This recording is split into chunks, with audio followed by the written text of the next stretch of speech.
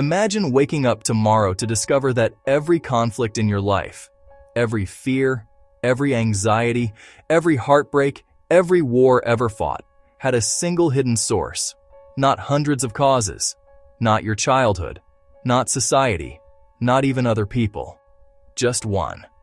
This was the extraordinary claim made by one of the 20th century's most original philosophers, Jiddu Krishnamurti. He spent more than 60 years traveling the world, speaking not as a guru, not as the founder of a religion, but as someone asking humanity a simple question. Why, despite all our knowledge, have we failed to live peacefully? Science has advanced beyond imagination. Technology connects billions. Medicine has extended life. Yet human beings remain trapped in fear, loneliness, envy, violence, and endless psychological struggle. According to Krishnamurti, the reason is that we have tried to solve outer problems while ignoring the one inner movement that creates them all. And once you see it, you may never look at your own mind the same way again. Krishnamurti's life itself was unusual.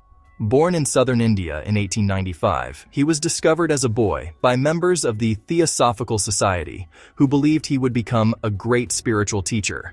He was educated, celebrated, and prepared for years to fulfill that role. But in 1929, before thousands of followers, he shocked the world. He dissolved the organization created around him. He declared that truth is a pathless land. No organization, no religion, no guru, he said, could lead another human being to truth. From that day until his death in 1986, Krishnamurti refused discipleship and encouraged only one thing: observe yourself, not according to belief, not according to tradition, but directly. This commitment to first-hand observation became the foundation of everything he taught, and it led him to one astonishing insight. Krishnamurti argued that the root of human suffering is psychological division. The mind constantly separates. It divides me from you, success from failure, pleasure from pain, the observer from what is being observed. This division appears so natural that few people ever question it. Yet Krishnamurti insisted it is largely created by thought itself. Thought is incredibly useful. It builds bridges, designs computers, remembers language, plans tomorrow. But thought also carries memory, comparison, fear, and images of ourselves. The moment you say, "I should become more successful," comparison begins. The moment you say, "I must never fail again," fear is born. The moment you cling to an image of who you are, life becomes a struggle to defend that image. Without noticing, thought creates an ideal version of ourselves, and then spends a lifetime chasing it. Isn't it remarkable? The same instrument that invented modern civilization also invents endless psychological conflict. Consider something ordinary. Someone criticizes your work. The words last only seconds, yet the reaction may continue for days. Why? Krishnamurti would ask you to watch carefully. The pain is not only the criticism, it is the image you hold about yourself meeting information it does not like. Thought immediately compares, defends, explains, justifies, remembers every similar event from the past, imagines future humiliation. In a single moment, one comment becomes an entire story. The event has ended, but thought keeps it alive. This, Krishnamurti said, is how suffering continues. Not because reality lasts, but because memory constantly recreates it. How much of our daily stress is actually happening now, and how much exists only as thought? This insight becomes even more powerful when applied to relationships. Most people believe they know those closest to them, their spouse, their friend, their parents. But do they? Or do they know the accumulated images built over years? Every compliment, every disappointment, every argument, every expectation. Gradually, these memories become the person we think we are relating to.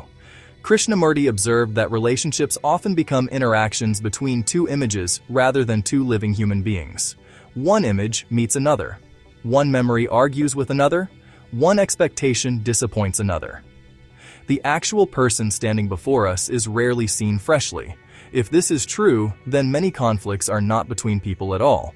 They are between psychological pictures stored by thought. That realization alone can completely change how we listen. Krishnamurti extended this observation beyond individuals to the entire world. National identities, political ideologies, religious labels, social divisions, each begins as an idea. Ideas themselves are not dangerous. But when identity becomes attached to them, people begin protecting beliefs as though protecting their own existence. History provides countless examples. Wars fought over religion, conflicts fueled by nationalism, violence justified by ideology. Krishnamurti did not deny practical differences between cultures or nations. Instead, he questioned why human beings psychologically identify so completely with labels that they become willing to hate or kill for them. He asked a profound question: if we all suffer fear, loneliness, love, loss, and death in essentially the same way, why do we insist that our divisions are more important than our shared humanity? Perhaps Krishnamurti's most radical teaching concerns the observer itself. Normally, we believe there is me observing anger. I must control my anger. I should become less jealous. I will overcome fear. But Krishnamurti challenged this assumption. Who exactly is this observer? Is it separate from anger? Or is the observer itself another movement of thought? His famous statement captures the essence. The observer is the observed. At first, this sounds almost impossible. Yet watch closely. The observer judging fear is built from memory. The fear is also experienced through memory. Both arise within the same movement of thought. If that is true, then the division between controller and controlled begins to dissolve. And with that dissolution comes something unexpected. Conflict loses its fuel. None of this means abandoning practical thinking. Krishnamurti never suggested forgetting your responsibilities or ignoring knowledge. If you are building a house, solving a scientific problem, or learning a language, thought is indispensable.